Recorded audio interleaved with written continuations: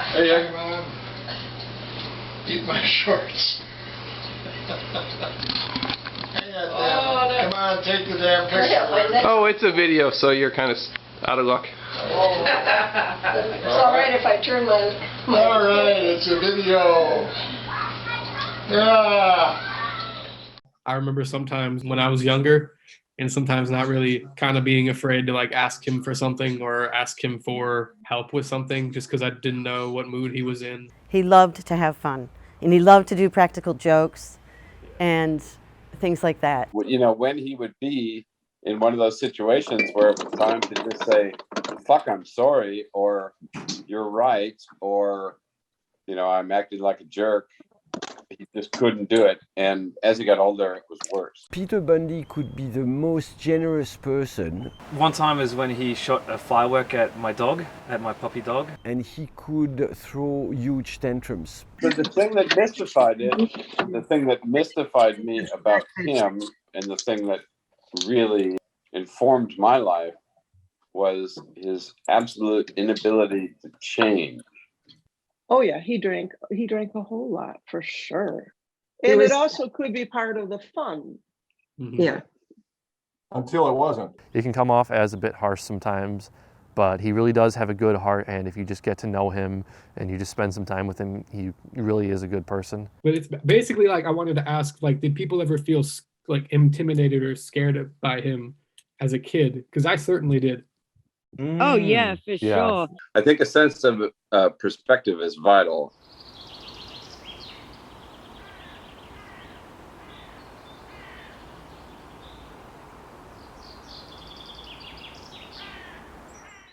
A big part of who he was and how he turned out is he was an only child. He was kind of spoiled and pampered as a kid. Do you think Dad liked being an only child? No. No, he didn't. Why was that, do you think? Well, first of all, he thought it was lonely. And he really did think it was very lonely being an only child. And all the attention that he didn't really need, and he kind of wanted to be let alone to grow up. Think of this, how he grew up, because he had all these aunts and uncles drinking, playing cards, cussing and storming off to go home. So that was his kind of learned behavior in a sense. Now, some of us are able to adjust that, mature, and find better ways for ourselves. And he never did. He never really had to. He didn't have any siblings that he had to get along with or compromise with or get feedback from people who were his same peer group who kind of could say, you know, you're kind of being a dick here. He had gone through ROTC, which is called Reserve Officer Training Corps. And so because of that ROTC, and I believe he did that in college. I don't know that he did it in high school. So my dad went through this ROTC training, and then he was a lieutenant in the Korean War. And he worked in a MASH unit, the Mobile Army Surgical Hospitals. It wasn't something he ever spoke fondly about, the whole experience. I knew about some of his war service because he would discuss it with my late husband. He spoke, as I think you'll find, that most people who are involved in wars don't talk about it. And he was very much that way too. My late husband was in World War II, and he was in the Philippines and Japan. And I know they used to talk at times, but it didn't. It never got down to me. And as I say, they're just some things they don't talk about. I'm not sure if he always wanted to be a lawyer, but I believe so. He was a very good lawyer. And he kept the law business very private. Peter never really changed. He was always a character. He was always very. He had leadership qualities.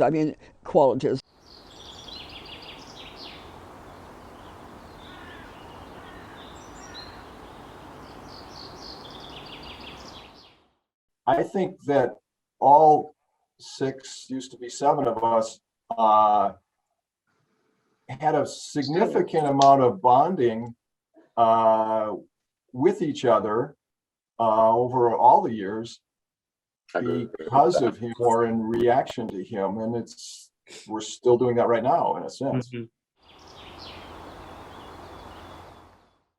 From your point of view, why do you think there's maybe a weird animosity or air around Apapa, depending on who you ask about him?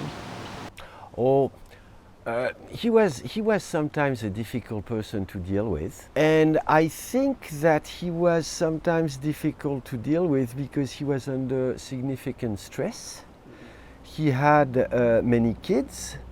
He had a very stressful job as a big hotshot lawyer in Milwaukee, and every once in a while he would just lose it.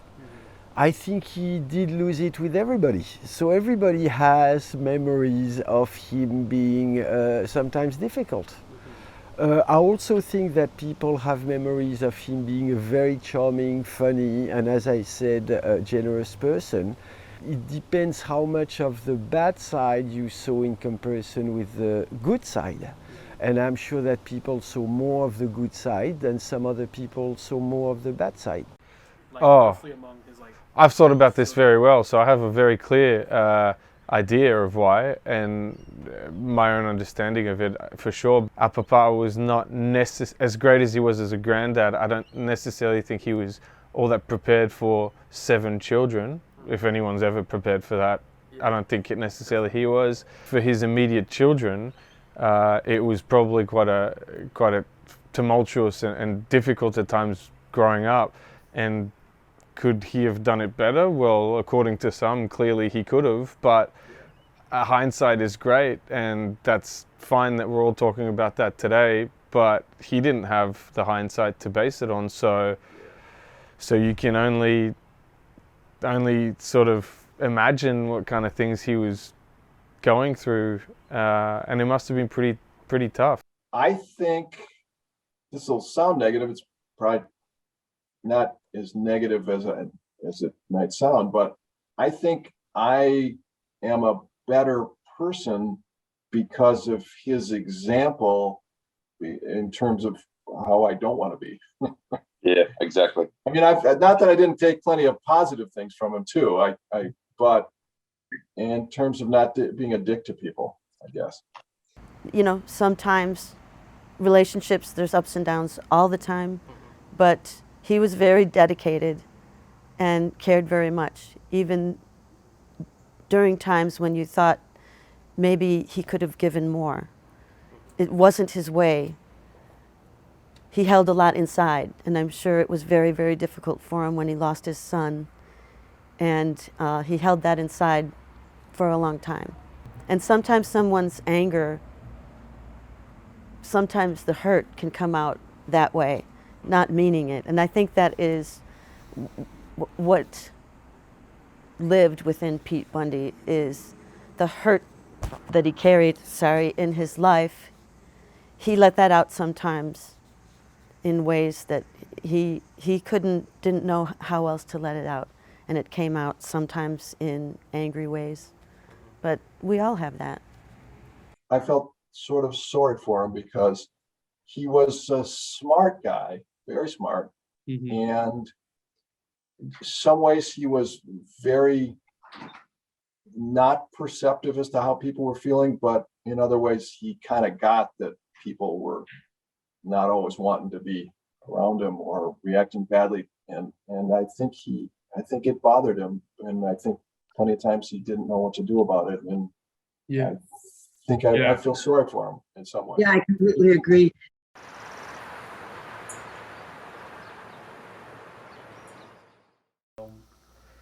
What was something about Peter Bundy that people should really know about him? Oh, goodness. He didn't open up about a lot of things. No, we had sort of falling out, and he once again said, basically, get the fuck out. And I said, okay. And I had been staying with you remember my old high school girlfriend, Lisa? I was staying with her and her roommate. They had come and gotten me, and Lisa comes up and goes, "Hey, your dad is here, and I think you better go talk to him." Dad was just standing there with his hands in his pockets and says, "You have to come with us." And I'm like, "What's going on?" And he says, "You have to come with us. There's something terrible has happened." And I'm just like, "Okay, what the fuck?" So we're driving along down Hampton, and he says, "Carl killed himself tonight." And I was like, how do you reply to something like that? So it was pretty terrible. And you're just sitting there watching that fucking cold night. I don't even know how the hell they knew where I was. I don't know what they told Mark and John. Yeah, they didn't know about it till the next morning, is what I heard. I believe that's correct. They had to go to school the next morning knowing that he was dead, though. I know. I thought that was just horrid. I remember Ed coming home at lunch because he couldn't handle it, and I went and met him out on the street, and I couldn't believe obviously they didn't know what to do, but really? Sending him to school? Yeah, that's not cool. I think the date that Carl took his own life was February 3rd, if I'm correct. Yep. 1985. And I think he realized that, he didn't have February rent. He had gone by mom and dad's to say, "Can you help me?" All mom could do was give him some hamburger from the freezer, and they were on their way out to some hoo-ha event. So dad didn't have any time.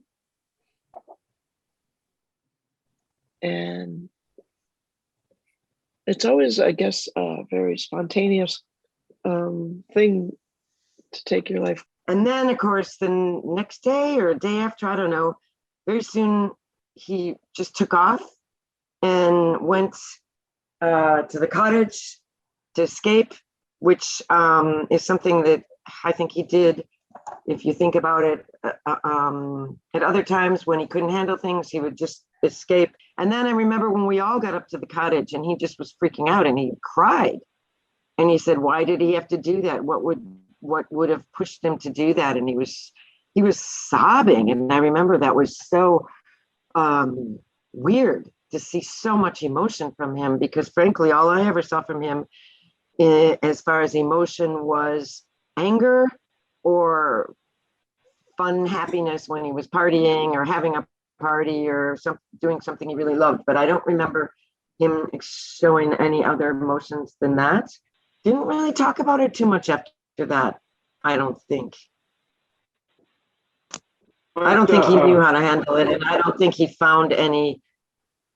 I remember thinking it would have been good if he and mom went to see some counseling or something, and they never did, to my knowledge.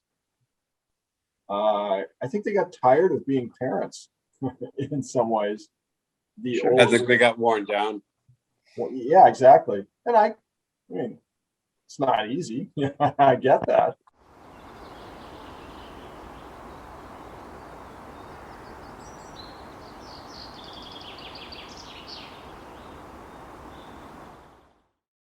One question I want to ask you guys this is kind of like, how do you guys remember Apapa? Like, I kind of remember Apapa as just like, he was my only grandfather because my dad's father passed away before I was born. So he's the only grandfather I have. And he's kind of like, I almost feel like a lot of who he was and like the family that he helped raise, what has had a huge influence on me. And it's just I remember him in a very positive way. I don't remember him for like the shitty times, but I just always kind of think about how much of Apapa I still hold with me. Like, say every time someone says the phrase "God damn it," I think of Apapa. Yeah. And it's just like this influence that Apapa's had on my life is, I'm extremely grateful for it. And I kind of just wish I had told him, like, thank you for all that, because I didn't really get the chance to thank him for that. I guess for people to understand is, as much as he was an ass, which he was,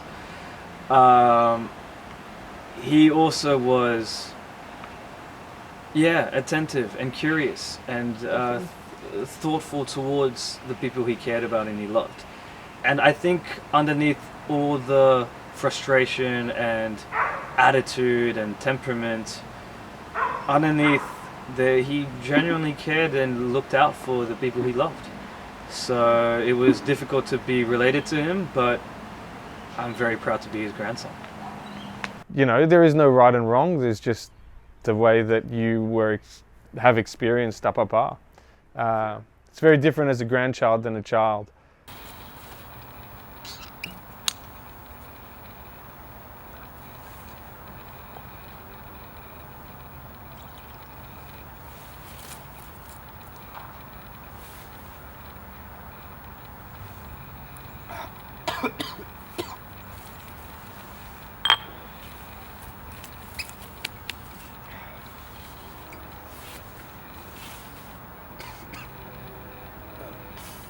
That.